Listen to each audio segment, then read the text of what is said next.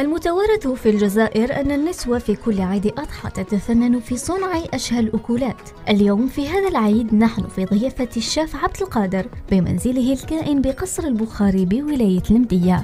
عندنا الناس تروح تصلي صباح العيد، كي يجوا من الصلاة ينحروا يذبحوا العيادة لي فامي داخل نساء الديار، يعطوا لهم لي زباطي ينقوهم كل كذا.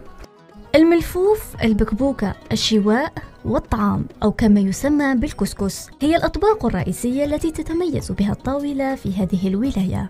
هم يبريباروا لنا فطور بهذوك لي زباطي ملفوف وكبدة وبكبوكة اون جينيرال يعرفوها أهل الناحية. بالنسبة لطبق الملفوف يتم تحضيره من قطع الكبد بعد غسلها جيدا، ثم يلف عليها الشحم لتبقى طريقة طهيها اختيارية ما بين شويه على الجمر أو في المقلاة.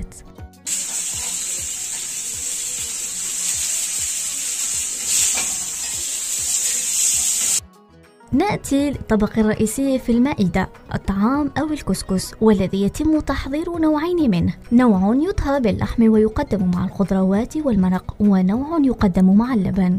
الطعام عطينا له طرواز وبيراسو 3 فورات، فورناه 3 فورات نحيناه، لا طروازيام يدمناه، درنا له الزبدة يدمناه وكذا ومن بعد حنا في السيرفيس درنا طعام كيما راك تشوف هنايا، درنا لي زو طعام باللحم مرقه حمراء.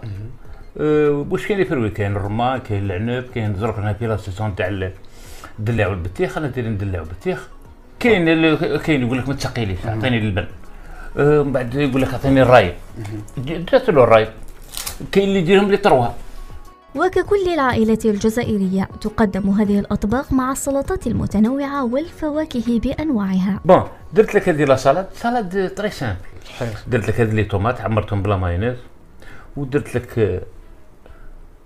ان كانابي تاع سالاد بير مع شويه تاع لي بيطراب اللي راك تشوف فيها وزروديه هذه درتها على خاطر كاين شويه باش نغيروا ما نديروش كما على سبيل المثال نديروا اللحم وحده باش الانسان يديغوستي بهذيك لا سالاد. بون بالنسبه للديسير درت لك دي بانان سبليت. عادات وتقاليد عاصمة التتر متنوعة، أكلة تقليدية تعكس الموروث الثقافي والتقليدي لكل بلديات الولاية، بما فيها ما طبخناه اليوم سوية في أيام عيد الأضحى هنا في قصر البخاري.